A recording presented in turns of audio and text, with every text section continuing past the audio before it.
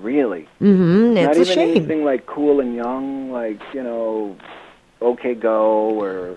Well, we had Hinder here, and I Okay. love Hinder. Yeah, cool. We had Hinder here, and I think the last one was Avenged Sevenfold and Black Veil Brides. How about the Hives? Have they been through? Have you heard of the Hives? I've heard of them, yeah, but they haven't been through. I know Fargo. So cool. Fargo gets it all? Fargo usually books a lot more of the guys, because there's a gentleman there that runs what's called the shop. His name is Steven, and he brings in he brought in Anchored, Bullet Boys, and Kill the Sky. Nice. And so he's bringing Dizzy Reed in. Cool. Saturday, actually. All right. So from Bismarck to Fargo, though, that's probably about a 67-hour drive? No, it's 200 miles, so it's between 2.5 and 3 hours. Oh, for some reason I always thought that was a long haul across over to Bismarck. No, well, Bismarck's kind of in the middle of the state. Mm-hmm.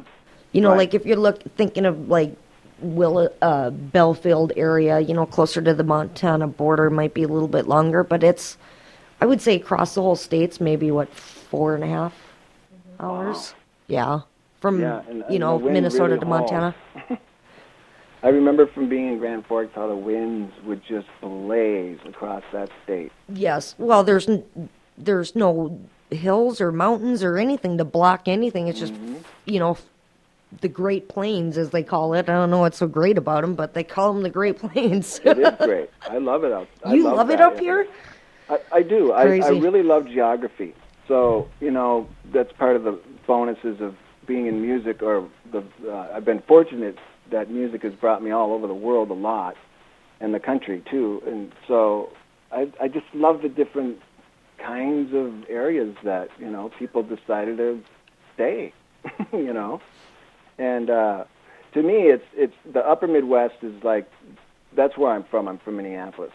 So I know what it's like to go through, hard winters and whatnot. But Bismarck and Fargo, I mean, that's the real deal. You guys get winter I think winter was invented there. Certainly wind was. Yeah, wind. I don't know where Chicago gets the Windy City, because I don't think they've been to North Dakota very much. Well, if you guys had, several million people as a city, they'd probably have a big title, too. Sure. And all the crime. Yeah. We've got the oil boom, so of course, we got everybody's an oil now there. Yeah, a couple years ago they discovered I think we're number 4 in the United States? Yeah. 3 or 4 for the amount of oil we have up here. So of course we got increased crime and all that kind of stuff, but yeah. Well, that's crime for you. Whenever they figure out, everybody's working there, those boys have got some cash. Mm-hmm. Friday night, But a lot of it's been a murder a month around lately. Is that right? Yeah, we're up to I think 4 murders already this year. That's too bad. It's just that's it's like you say, it comes along with the territory, with the growth. Is it shale oil? I do believe so. Yes. Yeah, so they blow it up and then it turns into oil or something cool. Fracking. That's good. Fracking. Frickin' fracking. Man, I tell you what, if I didn't have this bad spine, I'd think about going there and helping. Really? Making some dough. In your kilt? Yeah, in my kilt. Exactly. I wonder what the guys that coming up the ladder behind you would really think, because See, you know what? Because I know I asked you what was under your kilt, and I remember what you told me. Some of them guys might want to look up a kilt that are out on that field. To go live out there like that with a bunch of guys, I mean, you got to wonder. And one chick on the whole crew. Yeah, I don't know how many women are actually up on the rigs. They are, though. Oh, some of them are, sure. Yeah. But I don't know, ratio-wise, how many women are actually hired up on any of those rigs. I'd be scared shitless if I was a girl on that thing. Why? My God. Well, I mean, unless all the guys are gay. Oh, sure. You're going on that level. And, speaking of that, Stacy just did a program on the sex offenders in the man camps up here are just a very high rate. What was it, 100 and some of them in just one camp? See, with everybody coming up there, oil workers? Mm-hmm. And they were all registered sex offenders, and they don't even, and who knows and how many aren't. Yeah, and they're in one man camp, there was 160 some registered sex offenders. Wow. Yeah. That that just is a shocking figure, The only saving grace is there are a good number of them that it's really not a sex offender.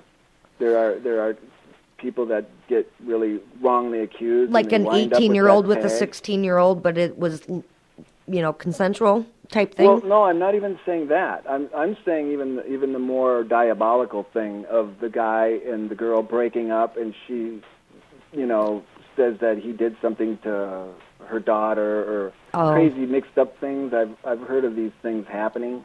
Not that it's by any means a saving grace, but we have the issue here in LA, and it's very busy in LA. There's people everywhere, living everywhere, and then every now and then the media likes to scare everybody with how many offenders are living in their neighborhood.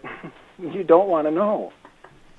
You do want to know, but in a place like Hollywood, it's there could be 10,000 people in a 1 mile area or less.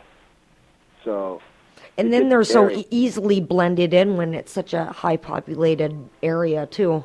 Yeah, I went through a lot of culture shock when I moved to LA. I'm not from the really early days, but I've been here about 20 years, and it's changed a lot. It's grown big time.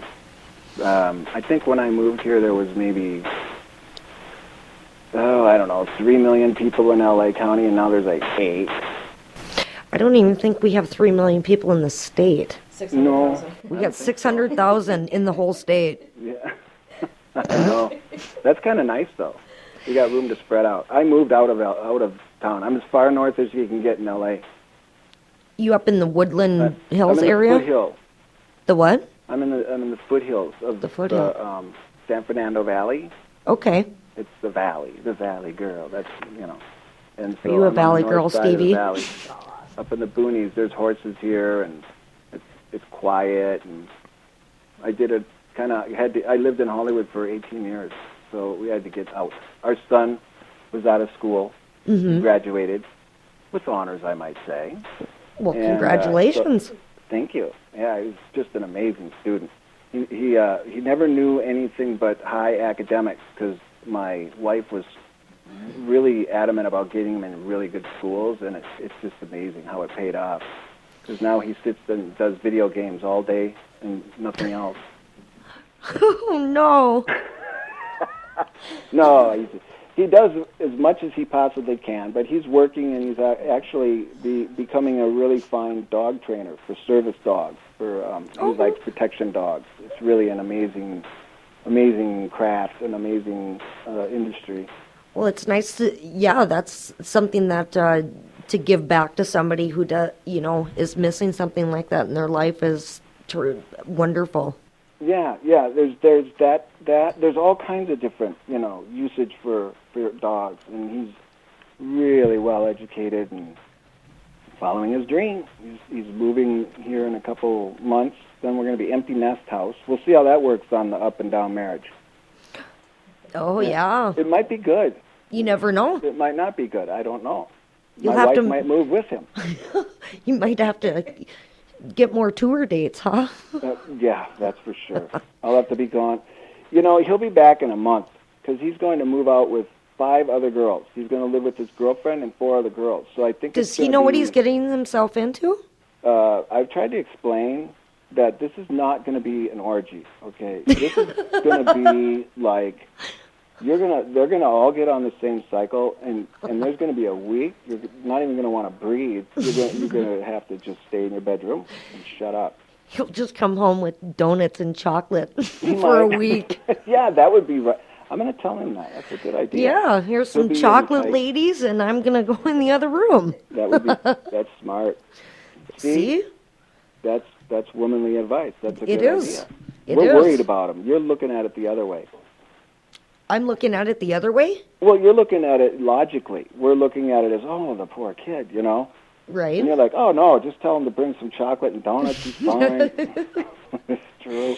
Can I get a Midol and some Snickers? Yeah.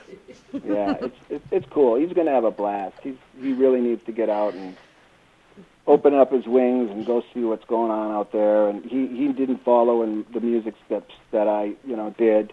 He's a great talent and plays and enjoys it, but he just has other passions. He's seen how hard I have to work, probably. Just decided that wasn't what he wanted in his life. Yeah, he went through he thought he was gonna, and he still may someday. I don't know. He's certainly got the talent. He could anytime he wanted. Does he play any instruments? Yeah, he can play. He plays bass really well, and he can play piano and drums as well. He doesn't play them much, but he can play. He's just talented. He's got it. He could do it. But that's really common with kids of musicians that are like full-blown musicians. Because it's our life so much. They see us. We leave all the time. We miss everything. Sure. It's when I'm leaving for the airport. It's okay. Bye, Dad. It's not even. It's just. He understands it really well, and the kids that grow up that way, I think they realize it's just not what it's cracked up to be. It's very hard work. Well, yeah, and a lot of people think that, rock stars are just like high school dropouts, and, all you guys do is sit around and party, but that's really not the reality of it.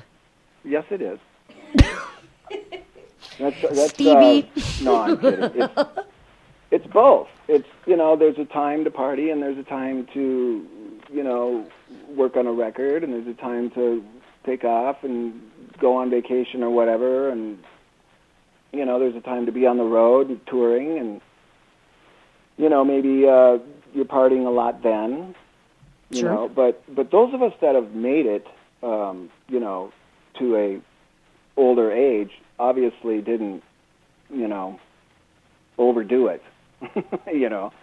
I tried to overdo it at times, but I realized that there's no way I could live my life very long if all I do is just drink my face off and have 32 different chemicals in my body every night. Sure. That's a good way to look at it. Huh? I said that is a good way to look at it.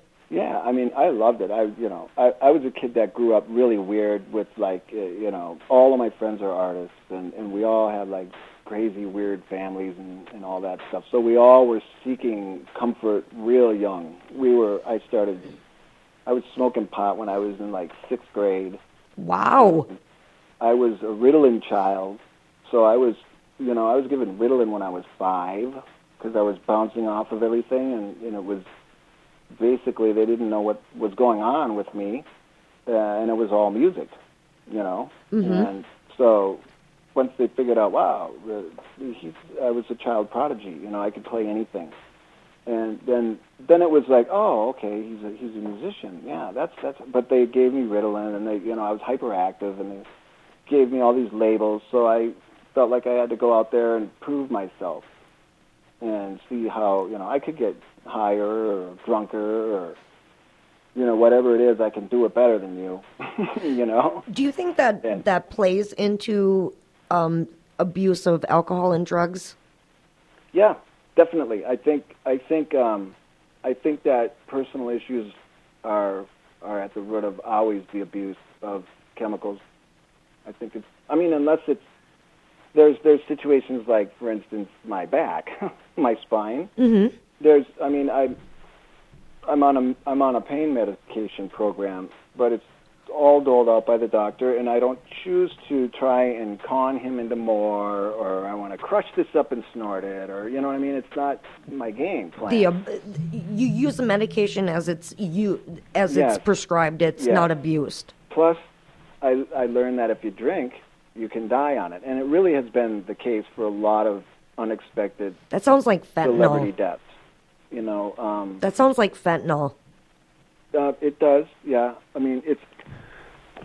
There's a problem with it, really, because there's as you get a little more older and, you're an artist and you're in pain, and then the doctor's giving you this and you're drinking some wine, if you're not watching yourself and saying, look, I know there's a component here that could kill me. Yeah. That is a scary situation. It is, and it's sad because it's taken a lot of people that it shouldn't have had to. And who's to blame? I don't know. At the end of the day, it's probably the person, because they're the ones that keep looking for something, Well, they're making the choice. Yeah. You can't blame the doctors for prescribing something that is for a legitimate reason, and then that person chooses to abuse it. Exactly. Or goes to another doctor 2 days later, Well, that's why they've developed these systems that all these pharmacies are intertwined, where if you fill up something, they can see it.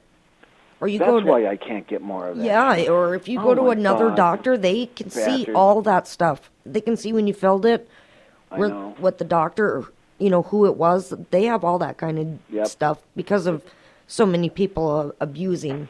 Yep. All right, Stevie, we're going to just take a quick break here. Excellent. All right, and we are going to play Little Willie by The Sweet, and we will be right back with Stevie Stewart. Rock on, baby.